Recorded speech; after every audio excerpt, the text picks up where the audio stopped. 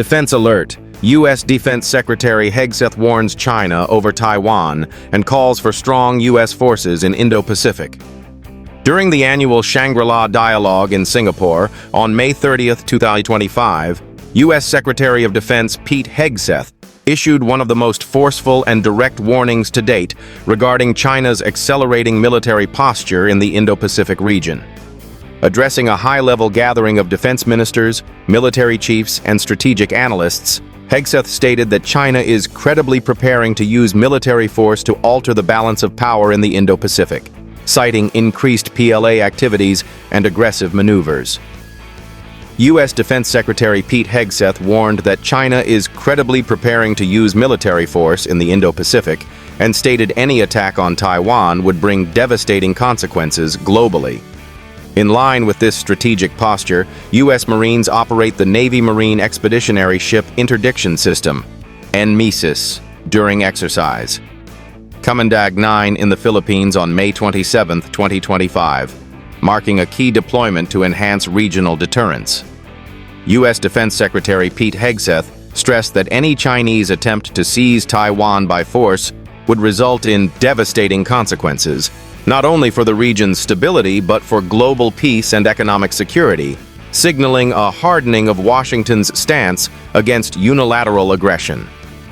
The U.S. intelligence community has recently reinforced these warnings with assessments suggesting a growing likelihood that Beijing could initiate limited military operations short of a full-scale invasion. According to the latest worldwide threat assessment issued by the Defense Intelligence Agency, Chinese forces may target Taiwan's outlying islands, such as Kinmen or Matsu, in a gray zone strategy aimed at coercion without triggering an immediate large-scale response. These assessments are supported by satellite imagery and classified reporting that show the People's Liberation Army rehearsing amphibious landings and deploying advanced missile systems within striking range of Taiwan and nearby U.S. allies. Further escalating regional tensions, China has deployed H-6 nuclear-capable strategic bombers to Woody Island in the South China Sea. This forward basing enables long-range strike options against U.S. and allied forces operating in the first and second island chains. Coupled with the growing presence of maritime militia vessels and anti-access/area denial (A2AD) systems, this posture reflects Beijing's intent to assert dominance over disputed territories and maritime routes in defiance of international norms. In response, the United States is aggressively expanding its presence and capabilities across the Indo-Pacific. One of the most notable developments occurred on April 11, 2024, when the U.S. Army's first multi-domain task force successfully deployed the new mid-range capability, MRC missile system, to northern Luzon, Philippines, during exercise Salaknib 24. This historic first marked the operational debut of the MRC, designed to strike targets between the ranges of traditional ballistic and long-range hypersonic systems. The deployment significantly enhanced joint interoperability with the armed forces of the Philippines and underscored America's commitment to building a credible, flexible, and responsive deterrent posture across allied territories in the region. Simultaneously, the U.S. Department of Defense's Pacific Deterrence Initiative has committed $9.9 billion for fiscal year 2025 to strengthen infrastructure, pre-position equipment, and expand logistics networks supporting forward-deployed U.S. forces.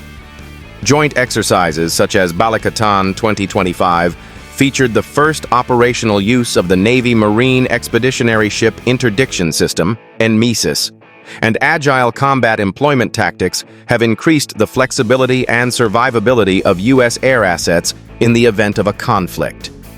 Washington has also fast-tracked arms deliveries to Taiwan, including the transfer of MGM-140 Army Tactical Missile Systems, ATAC-MS, and is conducting bilateral command post exercises to simulate responses to a Chinese blockade or missile campaign. These efforts aim to shift the strategic balance by bolstering Taiwan's self-defense and complicating PLA operational plans. China has condemned Hegseth's speech as provocative, with its Ministry of National Defense accusing the U.S. of interfering in internal affairs and destabilizing the region. Nonetheless, U.S. defense officials insist that strength and preparedness are essential to peace, and they have made it clear that the Indo-Pacific remains America's top priority theater. The implications of Hegseth's address reverberated among international allies. French President Emmanuel Macron, attending the Shangri-La dialogue, voiced concern that over-focusing on the Indo-Pacific could stretch Allied resources and weaken resolve in Europe. Still, Hegseth emphasized that deterrence against aggression, whether in Asia or Europe, requires unified, sustained investment and credible force posture. As China intensifies its military expansion and rhetoric around Taiwan, the U.S. response has shifted from strategic ambiguity to proactive force deployment and alliance coordination. With advanced weapons systems now operational in key locations such as the Philippines and Guam, and with high-level warnings issued at the most prominent regional forums, the U.S. is sending an unmistakable signal. Any attempt to alter the regional balance through force will be met with swift and unified resistance.